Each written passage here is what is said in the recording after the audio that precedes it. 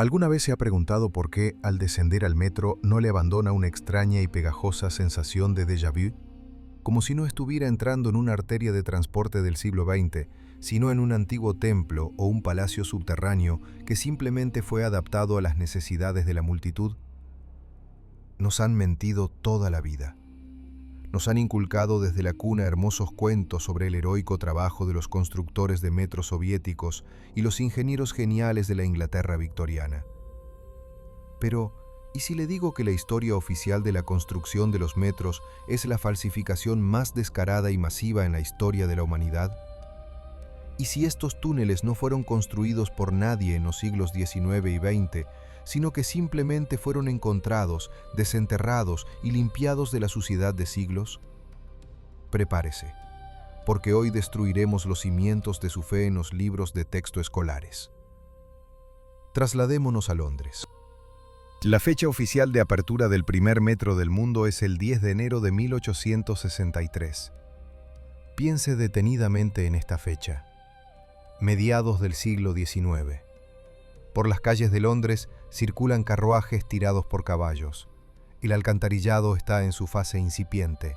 La gente muere de cólera y la medicina cura con sangrías. Y al mismo tiempo, según la versión oficial, estas mismas personas, armadas solo con picos, palas y entusiasmo, construyen bajo tierra complejas infraestructuras de ingeniería de varios kilómetros de longitud. ¿En serio cree esto? Nos dicen que utilizaron el método de corte y cubierta. Supuestamente, excavaban la calle, construían un túnel de ladrillo y luego lo rellenaban. Pero mire las fotos antiguas que los historiadores vergonzosamente llaman imágenes de construcción. ¿Qué ve usted ahí? Fíjese en los detalles. No vemos una construcción, sino excavaciones. Vemos gigantescas bóvedas de arco que sobresalen de la tierra, ya listas, ya formadas, pero cubiertas de arcilla y tierra. Los trabajadores en estas fotos no están poniendo ladrillos, sino que los están limpiando. Parecen hormigas arrastrándose sobre los huesos de un leviatán muerto. Pongamos en marcha la lógica y la calculadora que tanto detestan los científicos oficiales. Para construir los primeros 6 kilómetros del metro de Londres, hubo que extraer de las entrañas de la tierra cientos de miles de metros cúbicos de tierra. ¿A dónde fue a parar? ¿Se imagina usted este volumen? Es una montaña tan alta como una pirámide egipcia. ¿Dónde están los documentos sobre la retirada de esta tierra? ¿Dónde están los vertederos donde la arrojaron? Londres es una ciudad congestionada y densamente poblada. Si miles de carretas con tierra hubieran circulado por las calles las 24 horas del día, la ciudad habría quedado sumida en un atasco eterno durante décadas. Pero las crónicas guardan silencio sobre este colapso del transporte. Nadie se quejó de las montañas de tierra. ¿Por qué? Porque la tierra no se retiraba a tal escala. Simplemente la limpiaban de pasillos ya existentes. Además, fíjese en la mampostería de ladrillo del metro de Londres. Son millones, decenas de millones de ladrillos de forma y cocción perfectas. ¿Dónde estaban las fábricas capaces de producir tal volumen en un corto periodo de tiempo? La logística de entregar tal cantidad de materiales de construcción a caballo al centro de Londres es una tarea inviable incluso para un sistema de transporte moderno, por no hablar del siglo XIX. Y ahora lo más interesante. ¿Sabe cómo explicaban la necesidad de construir el metro en Londres? Supuestamente, la ciudad se ahogaba en atascos. Pero permítame, la población de Londres a principios del siglo XIX era de poco más de 1 millón de personas. ¿De verdad 1 millón de personas en carruajes crearon tal colapso que fue necesario excavar la tierra a decenas de metros de profundidad? Eso es absurdo. La verdadera razón por la que se metieron bajo tierra era otra. Sabían que había algo allí. A mediados del siglo XIX ocurrió el llamado Gran Hedor, un evento en el que el Támesis comenzó a exhalar un hedor insoportable. Oficialmente debido a las inmundicias, pero fue precisamente bajo el pretexto de crear un nuevo sistema de alcantarillado que el ingeniero Joseph Bazalgette comenzó grandes obras de excavación. Y ¡oh, milagro! Junto con el alcantarillado, de repente aparece también el metro. ¡Qué coincidencia! ¿No le parece que el sistema de alcantarillado y el sistema de metro son partes de una única y gigantesca red subterránea, heredada de una civilización anterior que simplemente fue dividida por tabiques y nombrada con palabras diferentes? Fíjese en la calidad de la ejecución. Geometría perfecta de los túneles, transiciones complejísimas, acústica magnífica. Y esto lo construyeron personas que por la noche regresaban a casas calentadas con carbón y leían a la luz de las velas. La brecha tecnológica entre lo que vemos bajo tierra y cómo vivía la gente en la superficie es colosal. Es como si unos papúes con lanzas hubieran encontrado una nave espacial estrellada y hubieran empezado a usar sus compartimentos como chozas. Nosotros somos esos papúes. Descendimos a las catacumbas, colgamos nuestras bombillas eléctricas en ganchos clavados en la piedra antigua, pusimos trenes en vías ya hechas y orgullosamente declaramos: nosotros lo construimos. Pero la mentira de Londres es solo el principio. Un verdadero shock nos espera cuando nos traslademos a los años 30 del siglo XX, a la capital de la Unión Soviética, donde se desarrollaba un espectáculo aún más grandioso. ¿Por qué en Moscú el metro se empezó a construir precisamente en los años 30? La versión oficial dice: necesidad de transporte. Pero un momento. Moscú a principios de los años 30 era una ciudad apenas recuperada de la revolución y la guerra civil.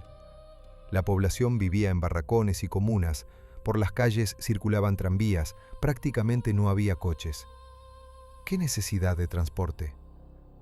¿Para qué una nación a la que le faltaba pan y acero iba a invertir recursos colosales e impensables en palacios subterráneos, adornados con mármol, granito y piedras semipreciosas?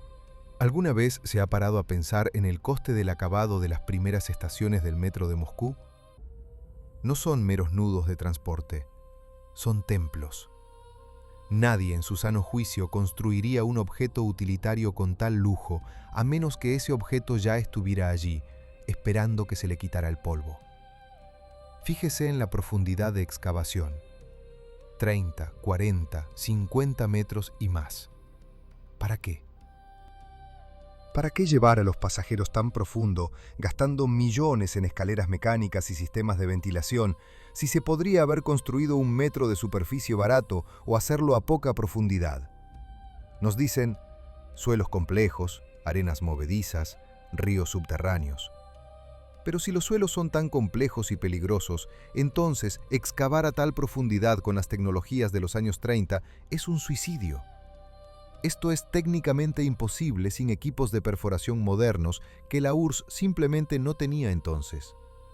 Nos cuentan cuentos sobre escudos de tunelación comprados en Inglaterra y sobre heroicos komsomoles con martillos neumáticos. Pero cualquier ingeniero le dirá: la velocidad de excavación declarada en los informes soviéticos es irreal para el trabajo manual y la mecanización primitiva. Avanzaban metros de granito y arcilla a tal velocidad como si cortaran mantequilla con un cuchillo caliente. O tal vez no cortaban. Quizás simplemente retiraban la tierra aluvial suelta de túneles de granito ya existentes. Detengámonos y miremos atentamente a los hechos que están a la vista, pero que nos negamos obstinadamente a notar debido al velo de la propaganda oficial. Tome cualquier fotografía de la inauguración de la primera fase del metro de Moscú en mayo de 1935. ¿Qué ve? Multitudes jubilosas, retratos de líderes y un lujo increíble y deslumbrante en las estaciones. Mármol, granito, bronce, cristal, mosaicos de esmalte. No son paradas de transporte, son palacios de emperadores romanos. Y ahora recuerde lo que estaba sucediendo en el país en ese momento. Acababa de terminar la colectivización. Había hambruna en los pueblos. La industria apenas se ponía en pie. El sistema de racionamiento de alimentos había sido abolido hacía muy poco. El país vivía en un régimen de estricta austeridad. Y en este momento el Estado gasta cientos de toneladas de mármol y bronce selectos para decorar el subsuelo. ¿De verdad cree que el poder soviético, pragmático y cínico, enterraría miles de millones de rublos en la tierra por el placer estético del proletariado, que a menudo no tenía nada que ponerse? Esto es un sinsentido económico. Ninguna ideología justificaría tales gastos descabellados, a menos que estos palacios no les hubieran llegado gratis a los bolcheviques. Imagine un escenario que explica todas las inconsistencias. Los bolcheviques no construyeron estas estaciones desde cero. Ellos las restauraron. Precisamente por eso los plazos de construcción de la primera fase parecen tan fantásticos. Según datos oficiales, la decisión de construir se tomó en 1931 y ya en el 35 se pusieron en marcha los trenes. 4 años. 4 años para, en condiciones de una hidrogeología complejísima, sin experiencia, sin técnica moderna, excavar 11 kilómetros de túneles y construir 13 estaciones palaciegas. Compare esto con los ritmos modernos, cuando una estación, a pesar de contar con tuneladoras de control informático y guiado láser, se tarda 5 o 6 años en construir. ¿Acaso un Komsomol con un pico era más productivo que un complejo de tunelación moderno? Intentan convencernos de que el entusiasmo es capaz de violar las leyes de la física. Pero la verdad es que limpiar un corredor ya hecho de lodo y suciedad, colocar rieles y colgar lámparas se puede hacer en 4 años. Pero perforar granito y hormigón, extraer millones de toneladas de roca y crear una infraestructura de ingeniería complejísima desde cero es imposible. Hablemos de los materiales. La historia oficial declara con orgullo que el granito y el mármol eran traídos de toda la Unión Soviética. Los Urales, Karelia, Crimea, el Cáucaso. Imagine la cadena logística de principios de los años 30. Los ferrocarriles estaban sobrecargados con el transporte de carbón, acero y pan. Las locomotoras eran viejas, las vías insuficientes. Y en este infierno de transporte se intercalan trenes con piedra decorativa. Miles de vagones con mármol que debía ser extraído, cortado, pulido y entregado al centro de Moscú sin astillas ni grietas. ¿Dónde estaban esas fábricas de procesamiento de piedra capaces de procesar tal volumen? No existían. La industria de la piedra en la URSS era artesanal. Entonces, ¿de dónde salieron estas losas perfectas con las que están revestidos kilómetros de paredes? La respuesta es simple y aterradora. Ya estaban allí. Las paredes de las antiguas estructuras subterráneas estaban revestidas originalmente. Los trabajadores soviéticos solo las limpiaron, reemplazaron las secciones dañadas y añadieron simbología comunista. Fíjese en la frecuencia con la que se encuentran motivos antiguos en la decoración del metro, que de ninguna manera encajan con la estética del constructivismo de los años 30. Columnas, capiteles, arcos, techos artesonados. Este es el estilo de una civilización perdida que fue adaptado apresuradamente a las necesidades de la nueva ideología. Y ahora, fíjese en el equipamiento técnico. La ventilación. El sistema de ventilación del metro de Moscú es una obra maestra de la ingeniería. El aire en el subsuelo se renueva completamente varias veces por hora.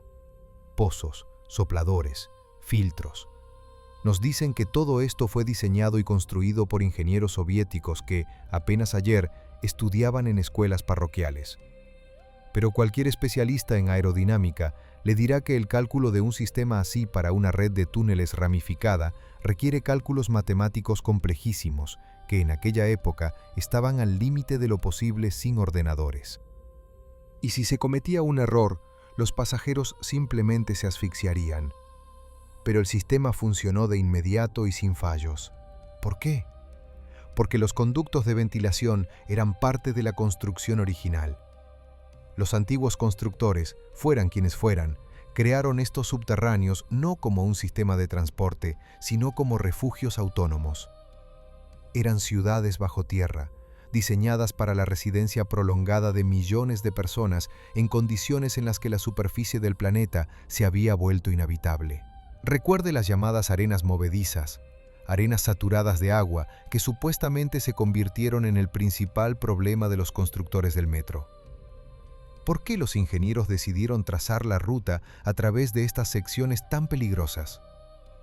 ¿Para qué luchar contra la naturaleza, congelar el suelo con nitrógeno líquido, arriesgar la vida de los trabajadores, si se podían simplemente rodear las zonas peligrosas o cambiar la profundidad de excavación? La lógica sugiere, busca el camino fácil. Pero ellos se adentraron obstinadamente en el agua. ¿Por qué? Porque no estaban abriendo un nuevo camino, estaban siguiendo un rastro.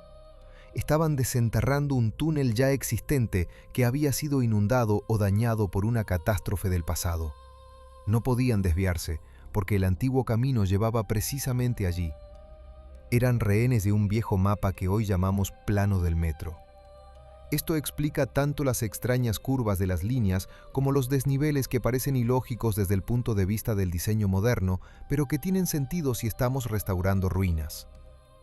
Otro hecho flagrante es la ausencia de escombreras de tierra en Moscú. Ya hablamos de Londres, pero en Moscú la situación es aún más evidente. El centro de la ciudad, una edificación densa. Si se hubieran extraído millones de metros cúbicos de roca de debajo de la tierra, Moscú debería haberse cubierto de montañas de escombros. ¿A dónde fue a parar esta tierra? Nos dicen, lo sacaban en barcazas, rellenaban barrancos, construían terraplenes. Pero, ¿dónde están las fotografías de estas gigantescas caravanas de camiones o submarinos atestados de arcilla? No existen. Hay fotos posadas de felices constructores de metro con batas limpias, pero no hay crónica del trabajo sucio y pesado de la extracción de tierra a escala industrial. Esto es porque casi no había nada que sacar. El volumen principal de los túneles estaba hueco. La suciedad era solo aluvión, las consecuencias de esa misma inundación de lodo de la que los historiadores guardan silencio. El metro no se excavó, se aspiró. Mire la estación Mayakovskaya. Arcos de acero, diseño futurista, amplitud. En la decoración se utilizó acero inoxidable estriado.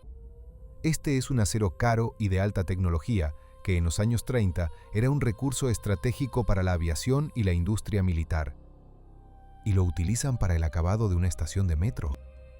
Es como si hoy las paredes del metro se recubrieran de titanio de cohetes espaciales. ¿De dónde tanta extravagancia?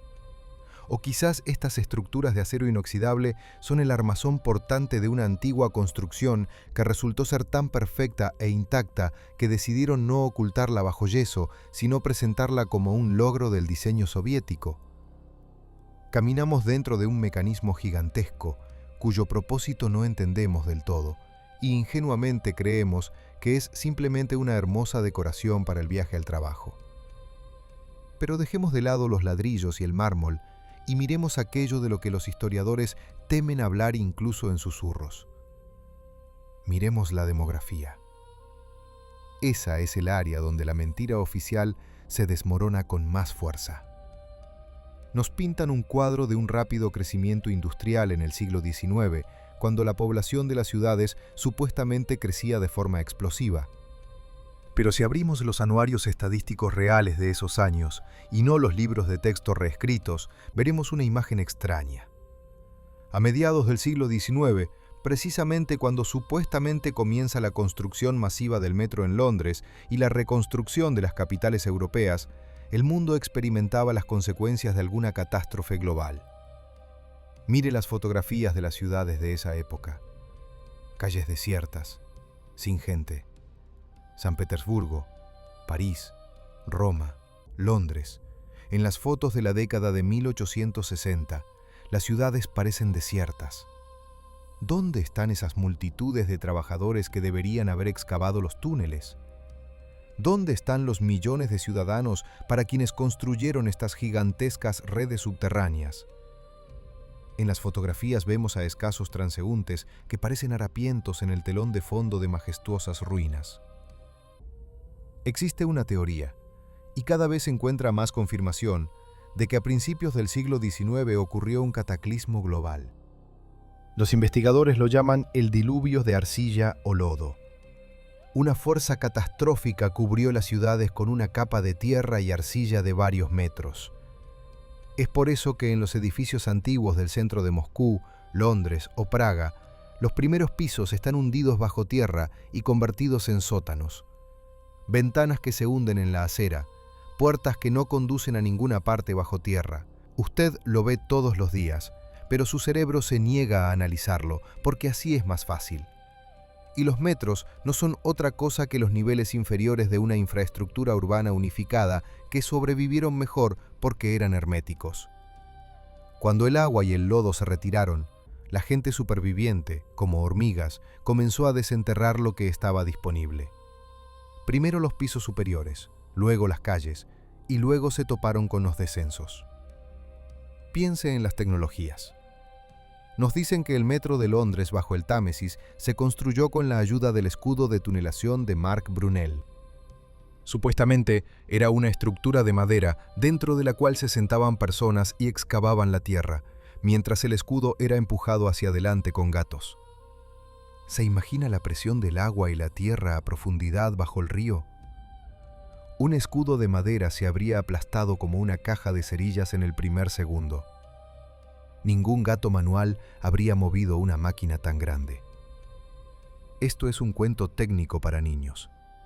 La realidad es que los túneles bajo el Támesis y el río Moscova siempre estuvieron allí. Fueron construidos con materiales de alta resistencia, mezclas de hormigón cuyo secreto aún no hemos descifrado, y son capaces de soportar una presión colosal. Solo encontramos las entradas, bombeamos el agua y nos atribuimos la autoría. Y aquí llegamos a la pregunta más aterradora. ¿Por qué se construyeron estos túneles en primer lugar? Si descartamos la versión de los trenes, que parece ridícula para una civilización que poseía electricidad atmosférica y tecnologías etéreas, ¿qué era entonces? Mire el esquema del metro. Es una red gigantesca que rodea la ciudad. Líneas circulares, rayos radiales. Es el esquema de una placa de circuito impreso gigante o un circuito de energía. Quizás estos túneles servían como guías de ondas. Quizás por ellos no se movían personas en vagones sofocantes, sino energía o información.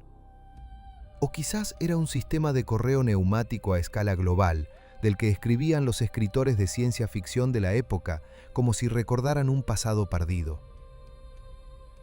Usamos un microscopio para clavar clavos. Hicimos circular trenes eléctricos primitivos por canales que, quizás, estaban destinados a la teletransportación de materia o a la generación de un campo protector del planeta. Recuerde la extraña historia de la estación Tsersinskaya, hoy Lubianka, en Moscú. Los constructores supuestamente se encontraron con dificultades insuperables y no pudieron construir la sala central, dejando 2 túneles ciegos. Pero luego, 40 años después, la sala fue terminada de repente. La versión oficial dice: surgieron nuevas tecnologías. La versión alternativa suena mucho más siniestra. Simplemente no pudieron abrir de inmediato la puerta hermética que conducía a la sala central. Les tomó 40 años romper la protección del antiguo búnker. El metro está lleno de tales obras inconclusas y pozos abandonados, donde no se permite la entrada a espeleólogos ni a investigadores. ¿Qué esconden allí? ¿Montañas de huesos de quienes perecieron durante el diluvio? ¿O mecanismos en funcionamiento de dioses antiguos que zumban en la oscuridad, proporcionando a la ciudad una vibración incomprensible que tomamos por el ruido de los trenes? Nos han convertido en consumidores de una historia falsa. Nos dijeron que somos la cima de la evolución, que construimos este mundo. Pero la verdad es que vivimos sobre las ruinas de titanes. Somos una civilización carroñera. Poblamos casas vacías, descendimos a túneles vacíos, nos apropiamos de logros ajenos. Fíjese en cómo la arquitectura se degrada rápidamente. Compare el estilo imperio estalinista del metro de los años 30 y el humilde azulejo de las estaciones de los 60, las llamadas 100 pies. Si estábamos evolucionando, ¿por qué nuestras construcciones se volvían cada vez más primitivas y feas? La lógica del progreso dicta la complejidad y la ornamentación. La lógica de la degradación, la simplificación. No aprendimos a construir mejor. Simplemente dejamos de saber cómo restaurar lo que encontrábamos. Las reservas de materiales antiguos se agotaron. Los especialistas que sabían cómo trabajar con el legado murieron y comenzamos a construir estaciones con hormigón barato y azulejos de baño. Esto no es progreso, es decadencia. La red global de metros es un sistema único. Londres, Moscú, París, Nueva York, Tokio. En todas partes las mismas profundidades, las mismas bóvedas de arco, la misma anchura de vía, como si un solo arquitecto hubiera diseñado todos los subterráneos del mundo. La ciencia oficial lo explica por la adopción de experiencias y la estandarización.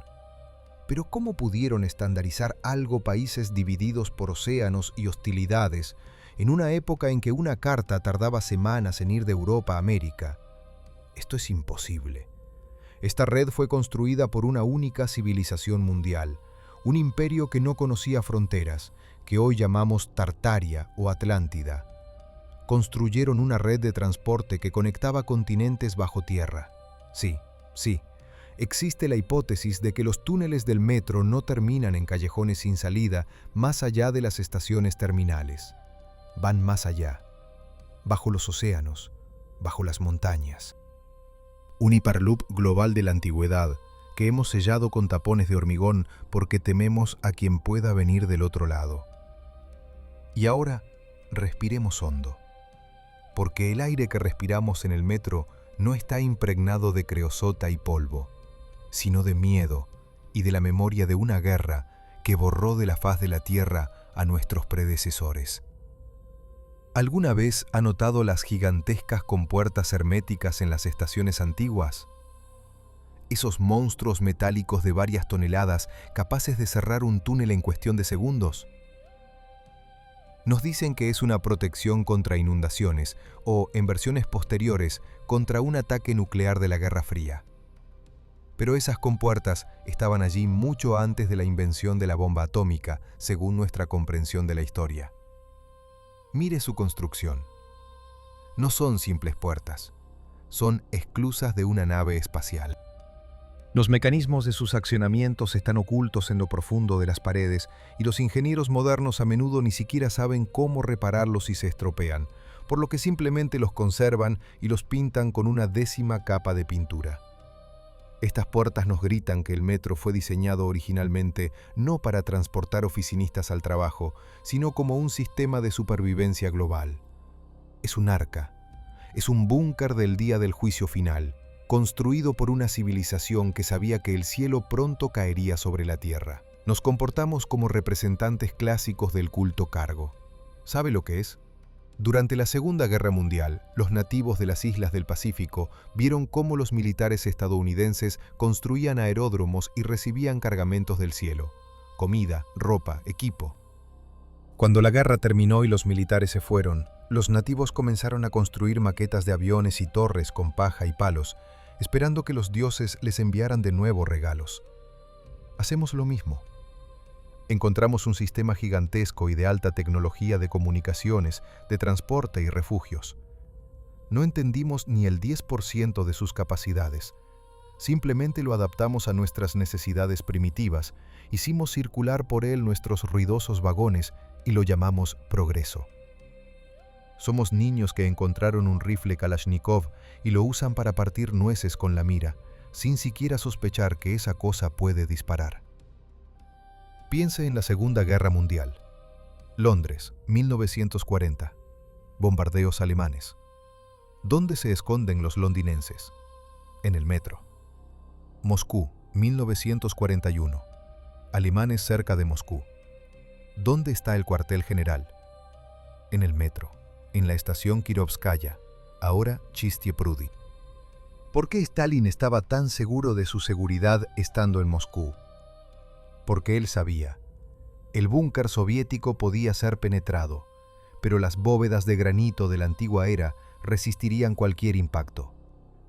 El metro no solo se usó como refugio, sino que recordó su verdadera función. En esos momentos, la historia se quitó la máscara. La gente regresó instintivamente al vientre de la madre tierra, a esos mismos corredores que salvaron los restos de la humanidad durante el apocalipsis anterior, hace 100 o 200 años. Y aquí llegamos a la más terrible brecha demográfica. ¿Dónde están todos los adultos? Al investigar el siglo XIX, nos encontramos constantemente con el fenómeno de la orfandad. Una enorme cantidad de orfanatos, casas de acogida, los llamados trenes de huérfanos en los Estados Unidos, que transportaban a miles de niños para poblar los territorios desérticos del salvaje oeste. ¿De dónde salieron tantos niños sin padres? ¿A dónde fueron los millones de adultos? La respuesta es terrible. Murieron. No tuvieron tiempo de descender al metro. La catástrofe, ya fuera una guerra de dioses, un impacto de plasma o ese mismo diluvio de lodo, aniquiló a la población adulta, dejando en la superficie solo un puñado de supervivientes y millones de niños desamparados. El metro es un testigo mudo de esa tragedia. Aquellos que lograron refugiarse detrás de las puertas herméticas sobrevivieron, pero eran pocos. Quizás ellos se convirtieron en la nueva élite, los guardianes del conocimiento, quienes luego reescribieron la historia, inventaron la fábula de la lenta evolución y nos hicieron olvidar que vivimos en un cementerio. Imagine la magnitud del cinismo. Las autoridades saben perfectamente que vivimos en un período entre catástrofes. Saben que este mundo es un decorado temporal. Por eso se toman a la ligera la fugacidad de la construcción moderna. ¿Para qué construir para siglos si en 50 años todo volverá a ser arrasado o quemado? Pero el metro es diferente. El metro lo cuidan. El metro lo expanden y reparan constantemente, pero no al azar, sino penetrando en las viejas y conservadas ramas. ¿Ha oído las leyendas sobre el Metro 2 en Moscú? ¿Sobre líneas secretas que conducen a búnkeres gubernamentales y ciudades subterráneas en Ramenki? Oficialmente es un secreto de Estado. Pero los conspiracionistas saben, no son construcciones nuevas. Son simplemente niveles más profundos de la misma antigua sistema que la élite se reservó para sí. Para nosotros, el nivel superior, donde viajamos al trabajo. Para ellos, los niveles inferiores, donde hay fuentes de energía autónomas, almacenes de alimentos para siglos y bibliotecas con la verdadera historia de la humanidad. Lo sentimos. Al descender por la escalera mecánica, siente cómo cambia la presión, cómo cambia la energía. Le invade una extraña ansiedad o, por el contrario, una antinatural calma hipnótica. Las estaciones de metro están diseñadas como resonadores psicotrónicos. La forma de las bóvedas, el patrón de los mosaicos, la frecuencia del zumbido de los trenes, todo esto afecta la conciencia. Posiblemente, el metro es una gigantesca máquina de supresión de la voluntad. Diariamente, millones de personas descienden bajo tierra, pasan por los arcos detectores de metales que en realidad escanean no armas, sino biocampos, y entran en la zona de acción de emisores de baja frecuencia. Salimos del metro cansados, oprimidos, dóciles engranajes del sistema. Creemos que es fatiga del trabajo, pero en realidad es el resultado del procesamiento en el circuito subterráneo.